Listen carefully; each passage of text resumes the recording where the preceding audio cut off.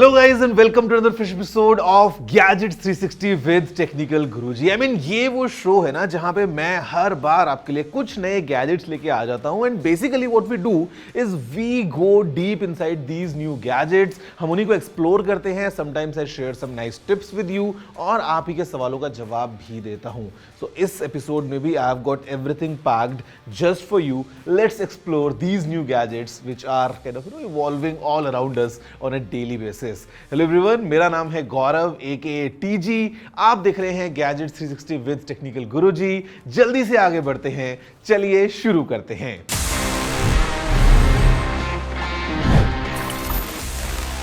Now friends, as we start, जैसे मैं बोल ही रहा था कि these gadgets basically evolve on a daily basis all around us, तो हमें ये पता लगाना बहुत ज़रूरी है कि what has happened in the past week in this section, news of the week.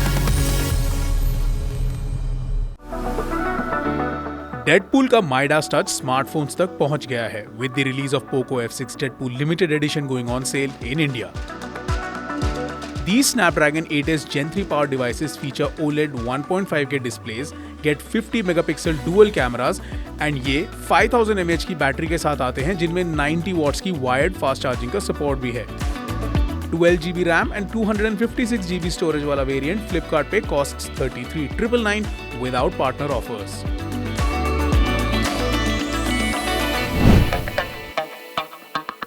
In pursuit of an everything app, social media platform X is inching closer and closer towards launching a peer-to-peer payment service. ये खबर पहले भी चर्चा में रह चुकी है, पर इंडिपेंडेंट ऐप रिसर्चर नीमा आउजी का कहना है कि अब ये फीचर शायद जल्द ही इंट्रोड्यूस हो सकता है। After the Microsoft global outage of July 19th, US-based security firm CrowdStrike ने finally एक रिपोर्ट पब्लिश करी है detailing how their update caused crashes and boot loops in the operating system globally. The company published a post-incident report highlighting that its artificial intelligence system called the Falcon sensor caused an error. CrowdStrike का कहना है कि Falcon machine learning models run करता है जो automatically latest and advance threats को identify करके उनकी रेमेडीज डिप्लॉय कर देता है। बट 19 जुलाई से कुछ पहले ही डिटेक्शन फंक्शनैलिटी ने एक नया टेम्पलेट टाइप पुश कर दिया था two millions of computers globally which caused the crashes. CrowdStrike ने कहा है that it has focused on increased testing and validation before pushing updates in the future. Further, उन्होंने future updates को phased manner में release करने की बात भी कही है to minimize similar errors in the future. Google has announced that their AI platform Gemini will now help make our smart homes even smarter. अपने I/O Connect इवेंट पे गूगल ने अपने ऑलमोस्ट हर प्रोडक्ट में Gemini एंड AI कैपेबिलिटीज की integration announce करी थी। Now they released a new Nest learning thermostat and a new Google TV streamer. दोनों प्रोडक्ट्स Gemini मॉडल्स की मदद से smarter than ever and simpler to use than before claim किए जा रहे हैं।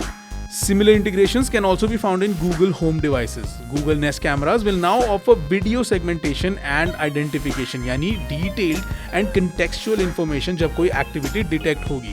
Automations में Gemini के integration की वजह से the whole long process of setting up seems to be gone, with simple voice prompts to Gemini helping set these up. Expect similar updates and functionalities from Google Assistant as well. Okay, so friends, the first story today is about Vivo completing its 10 years in India. Basically, Vivo is celebrating their 10th anniversary. It was 2014 जब Vivo Indian market में आया था और अभी 10 सालों में they have grown a lot. And इसी journey को showcase करने के लिए Vivo had an event. It was called the Vivo Tech Day. And यहाँ पे हमने देखा all the technology that goes behind all these Vivo smartphones. Basically, if you talk about the Zeiss collaboration, या अगर हम बात करते हैं the strengths of short generation glass, या फिर अगर हम बात कर लें आईकू की विच is a sub brand of Vivo, that how they are enhancing their products. और इनफैक्ट वीवो ने शोकेस किया कि कैसे इंडिया सेंट्रिक प्रोडक्ट्स वो लेके आते हैं while collaborating with multiple Indian partners. So let's have a closer look at this Vivo Tech Day 2024. Vivo ने अपनी 10th एनिवर्सरी इन इंडिया को धूमधाम से मनाया वीवो टेक डे 2024 में अपने स्मार्टफोन्स की कमाल की टेक्नोलॉजी शोकेस करते हुए। जायस के साथ पार्टनरशिप में वीवो ने कैमरा परफॉर्मेंस को एक नया लेवल दिया है। T-star coating, Jais APO telephoto lens और मल्टीफोकल पोर्ट्रेट जैसे फीचर्स से आपके फोटोज होंगे एकदम प्रोफेशनल। नया V3 plus chip 6 nanometre architecture के साथ एआई वीडियो एल्गोरिथम्स को बूस्ट करता है और पावर कंजम्पशन कम करता है। सोनी के साथ मिलकर बनाया गया 50 मेगापिक्सल का लाइट 900 सेंसर लो लाइट फोटोग्राफी में छा जाता है। प्रीमियम फोन्स के लिए वीवो ने शॉट के वर्ल्ड क्लास कवर ग्लास को अपनाया है जो फ्लेक्सिबल है, स्ट्रॉन्ग है और ड्यूरेबल भी है। वीवो कम्युनिकेशन टेक्नोलॉजी में भी कोई कसर नहीं छोड़ रहा है। 3GPP का मेंबर होने के साथ ही वीवो ने 6000 से ज्यादा पेटेंट्स फाइल किए हैं और 15,000 से ज्यादा इंप्रूवमेंट्स सजेस्ट किए हैं। ओवरऑल वीवो टेक डे 2024 में वीवो ने अपनी इनोवेशन और टेक्नोलॉजी की डेडिकेशन को शोकेस किया। Now friends, from the event, let's divert our attention to these new smartphones जो Vivo ने just अभी launch किए हैं. This is the all new Vivo V40 and this is the V40 Pro. यहाँ पे दोनों phones के पीछे you will see a badging of Zeiss, which simply means कि these new phones they are well equipped with all the Zeiss features. For example, यहाँ पे we have the option of Zeiss multifocal portrait या फिर जो Zeiss का cinematic bokeh effects हैं वो भी हमको इन फोन से मिलते हैं। They are IP rated, basically water resistant under water और डस्ट रेजिस्टेंस भी इन फोन में हमको मिल जाती है। Quite sleek profile, quite interesting designs. Let's see up close कि आखिर वीवो के जो दोनों नए फोन हैं in the V series, how exactly they provide a complete package to us in form of these two new designs. Vivo has just launched its photography focused V40 series in India with the V40 and the V40 Pro.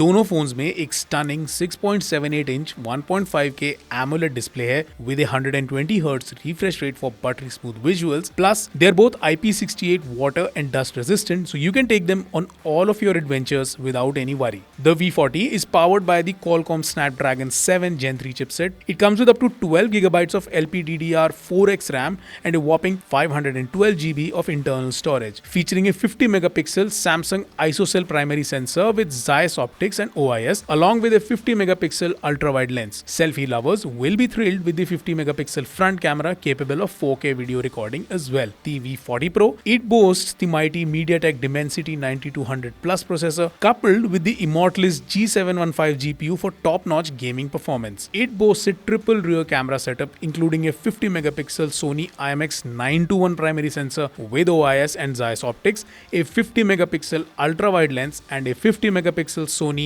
IMX816 2x telephoto lens for those perfect zoomed in shots. Selfie game strong रहेगा with the 50 megapixel front shooter as both phones pack a massive 5500 mAh battery with 80 watts of fast charging supported. और software की बात करें तो दोनों phones Android 14 based Fun Touch OS पे run करते हैं। The Vivo V40 starts at 34,999 for the 8GB and 128GB model and it goes up to 41,999 for the 12GB 512GB model, while the V40 Pro starts at 49,999 for the 8GB 256GB variant, 55,999 for the 12GB 512GB model. So if you're a photography enthusiast looking for a powerful and stylish smartphone, the Vivo V40 series is definitely worth considering.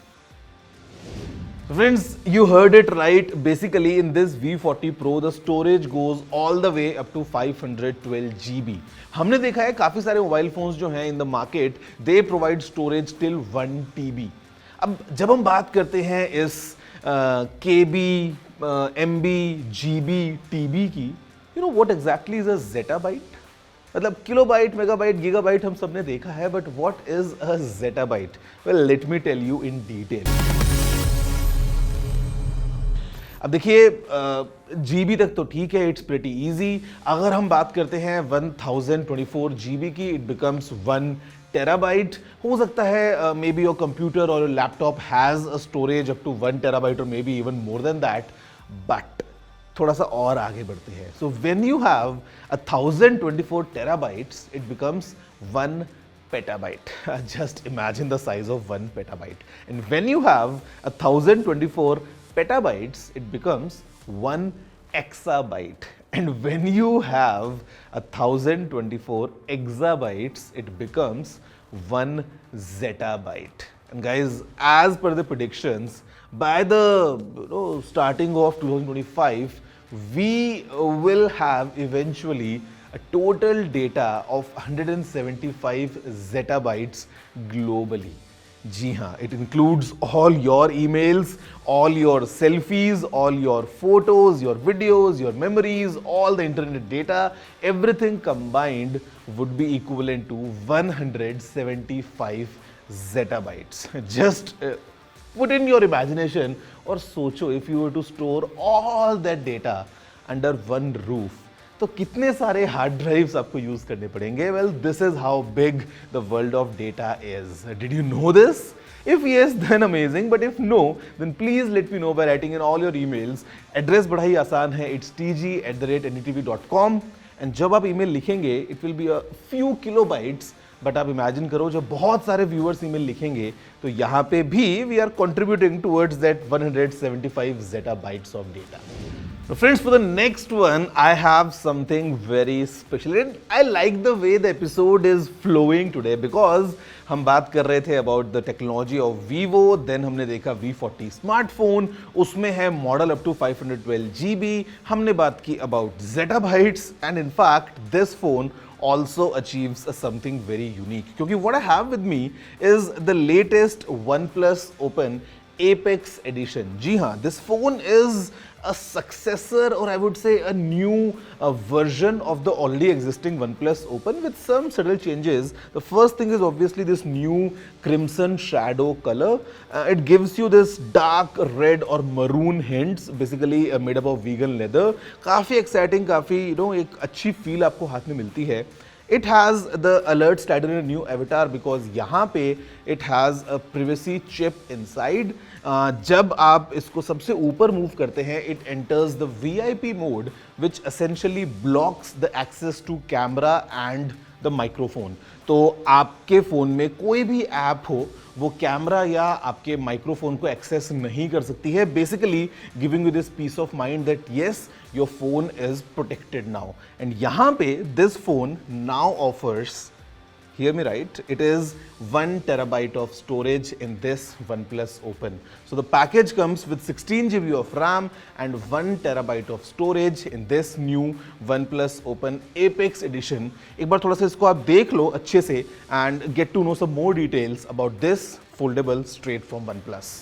OnePlus ने अपने पहले foldable phone OnePlus Open का एक नया रूप पेश किया है, the OnePlus Open Apex Edition. This special edition phone is turning heads with its striking crimson red vegan leather back finish, जिससे इसका लुक और भी प्रीमियम हो गया है. But that's not all. इस फोन में एक नया privacy chip है जो अलर्ट स्लाइडर के साथ एम्बेडेड है. मतलब जब आप साइलेंट मोड पे स्विच करेंगे तो ये चिप ऑटोमेटिकली सारे एप्स के एक्सेस आपके फोन के कैमरा और माइक्रोफोन से ब्लॉक कर देगा. और जिनको पावर और स्पेस चाहिए उनके लिए भी OnePlus Open Apex Edition में कोई कमी नहीं है. It comes with a massive 16 GB of RAM and a whopping 1 terabyte of storage, जिससे आपके एप्स, फोटोज, वीडियोस और सब कुछ के लिए जगह की कोई कमी नहीं होगी. The OnePlus Open Apex Edition is a testament to OnePlus's commitment to innovation, style and privacy. Friends, I hope कि आपको अभी तक एपिसोड में बहुत मजा आ रहा है, एंड मजा आपके लिए और बाकी है जहां पे I am gonna give you very nice take tip जो आपके पैसे जरूर बचाएगी, और साथ में कुछ सवालों के जवाब भी आपको मिलने वाले हैं. Everything right after this short break.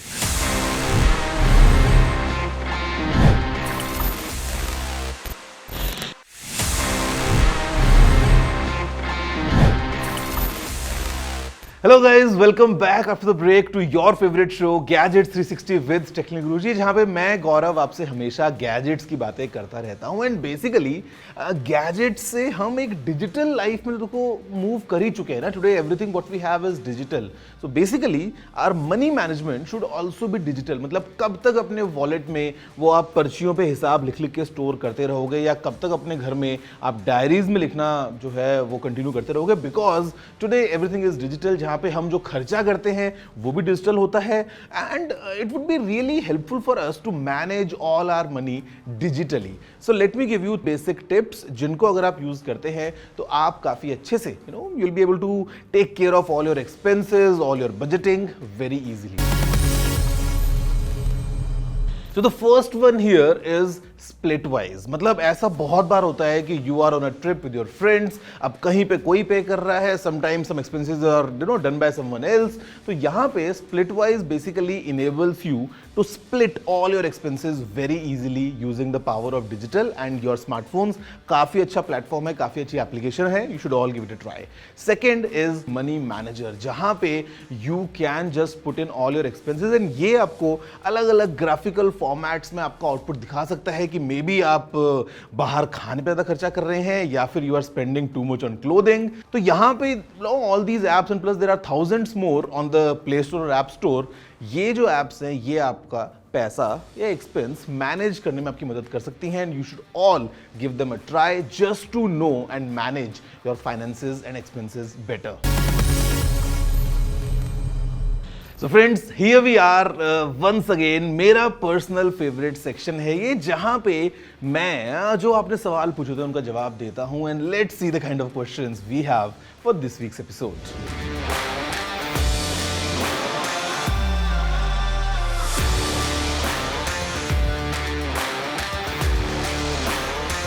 See, definitely the A7S Mark 1 is pretty old by now and अगर हम बात कर रहे हैं the A7C Mark 2, it's actually quite capable. मतलब आप जो है अगर if you're trying to find this sweet spot between videography and photography, so this could be the camera. अगर आप केवल वीडियोस की बात करते तो I would have suggested you the FX lineup, लेकिन क्योंकि you are also talking about photography, the A7C Mark 2 because it has a 33 megapixels sensor, तो फोटोज के लिए भी आपको sufficient एक अच्छा आउटपुट मिलेगा and videos of course. So this would be a nice upgrade for you to jump from the A7S Mark 1 to A7C Mark 2 now. Market में सबसे अच्छे ईयरबड्स कौन से ब्रांड के हैं ₹5000 की रेंज में? See, sound is very subjective and it depends person to person कि the kind of sound you prefer. हो सकता है आपको थोड़ा सा bass चाहिए, हो सकता है you want this authentic sound. But if I would recommend you just one earphone, तो मैं बोलूँगा कि आप Oppo Enco Air series जो है ना, the Air 3 Pro, the Air 4 Pro, आप अगर वो लेंगे in this budget, you will get a great experience overall. So Oppo Enco series of TWS earphones is my recommendation under that budget. Hey TG, do you think that robot flow cleaners are efficient? Because I've been thinking of buying one for some time now. Depends on the geography of your house because India में we have a different scenario altogether because in the west if you see most of the houses they are carpeted or they have wooden flooring and the flooring is quite even. So वहाँ पे जो robot cleaners हैं वो काफ़ी अच्छे से काम कर सकते हैं but in our country, in our houses, sometimes the geography is a bit different. जहाँ पे carpets जो हैं वो proper wall to wall नहीं होते हैं बहुत cases में. Sometimes we have staircases, sometimes we have uneven surfaces. तो आप अपने घर में एक बार देखिए कि the kind of cleaning is required basis of कि आपके घर में कैसा फर्श है या कैसे आप carpets वगैरह यूज़ करते हैं. अगर आपको लगता है कि yes it's mostly flat and ज़्यादा ऐसा आपको uneven surface नहीं मिल रहा है, then a robot vacuum cleaner would be a really helpful one for you. Otherwise, manually साफ करना ज़्यादा better होगा because robot cleaners, although they are very good and they are getting very advanced, are not really for each household in India.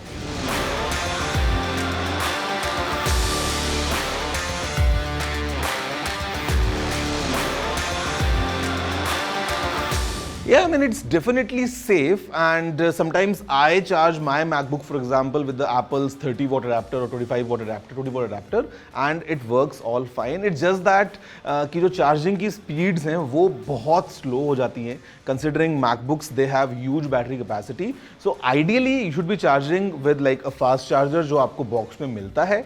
But even if you don't have it, a lower capacity charger basically giving you output via Type-C port should be enough for the MacBook and especially if it's a MacBook Air, so 30 watt, 35 watts, 20 watts is like good enough for the laptop, no problem whatsoever.